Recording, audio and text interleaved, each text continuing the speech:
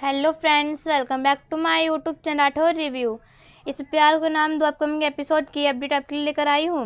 श्लोक कहता है आस्था परी मेरे ऊपर ही सूसू क्यों करती है। फिर आस्था कहती है श्लोक अब परी बेचारी क्या करती, उनके मामा ही इतने क्यूट हैं। तो फिर श्लोक कहता है अगर मेरी भांजी को मुझ पर ज़्यादा प्यार आ गया तो मैं न जाने क्या क्या कर देगी। अरे छी छी क्या होगा मेरा। फिर श्लोक अपने ऊपर सैंड डालने लगता है और आस्था से कहता है आस्था हमारे बच्चे कब आएंगे।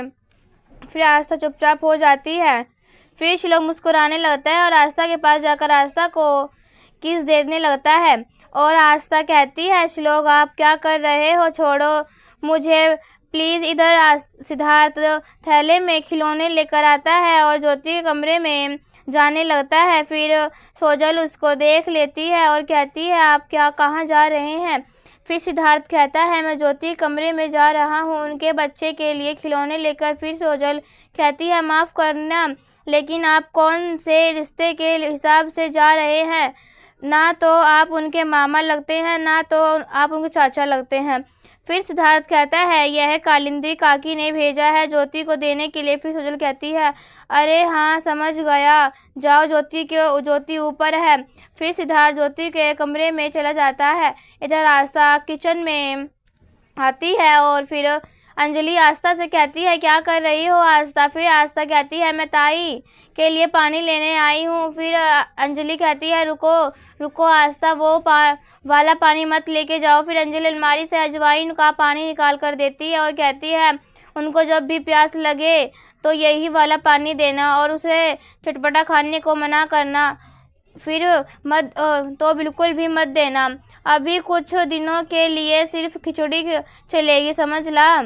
और फिर उनके पास जाएगी तो बच्चे के कान के नीचे में काला टीका लगा देना और कमर में काला धागा बांध देना। फिर आस्था कहती है वो आई इतना सब कैसे कर पाऊंगी, आप चलिए ना। फिर अंजलि कहती है आस्था मैं नहीं जा सकती, तुम्हें पता है ना ज्योति मुझसे पसंद नहीं करती। फिर आस्था कहती है चलिए आप मेरे साथ, मैं बहाने करके परी को बाहर लेकर आ आऊँगी और तुम उसे आशीर्वाद दे देना और काला टीका भी लगा देना। फिर अंजलि उसके साथ ज्योति के कमरे में जाने लगती है। इधर सिद्धार्थ ज्योति के पास आता है और ज्योति के बच्चे को पाकर इमोशनल हो जाता है और कहता है ज्योति मैं तुमसे बहुत प्यार करता हूँ। उस दिन हॉस्पिटल में जो कुछ हुआ उसके बाद तुम लोगों की मुझे बहुत चिंता हो रही थी ज्योति, तुम्हारे बिना मैं नहीं रह पाऊँगा और एक बार तुम भी बोलो ना कि तुम मुझसे प्यार करती हो। फिर ज्योति सिद्धार्थ का आंसू पोंछती है और कहती है सिद्धार्थ मैं भी तुमसे बहुत प्यार करती हूँ और मैं तुम्हारे बगैर नहीं रह सकती। फिर उसी समय आस्था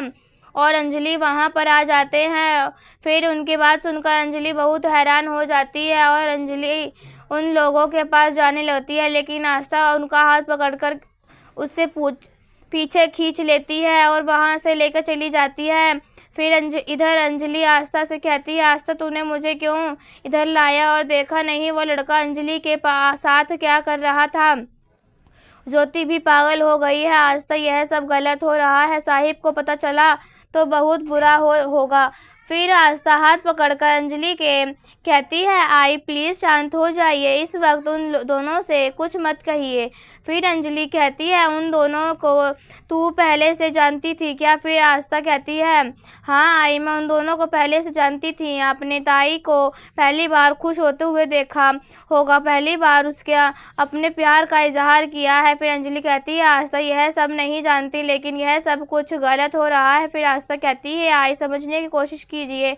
फिर अंजलि कहती है आस्था मुझे कुछ समझ नहीं आ रहा, अगर साहिब को पता चला तो जान ले लेंगे उन दोनों की, आस्था तू ही समझना उन दोनों की। और फिर आस्था कहती है हाँ आई शांत हो जाओ मैं जाकर बात करती हूँ। फिर आस्था उनके कमरे में जाती है और कहती है अरे सिद्धार्थ तुम कब आए, यह लो चाय पी लो। फिर सिद्धार्थ कहता है नहीं ताई मुझे अभी जाना है, मैं कल मिलूँगा। फिर सिद्धार्थ तुरंत वहाँ से चला जाता है। फिर आस्था के ज्योति के पास आकर बैठ जाती है और सोचने लगती है ज्योति को बोलूँ या नहीं। फिर सिद्धार्थ ज्योति के कमरे से वापस आ रहा होता है। फिर हॉल में अंजलि वहीं पर मिल जाती है।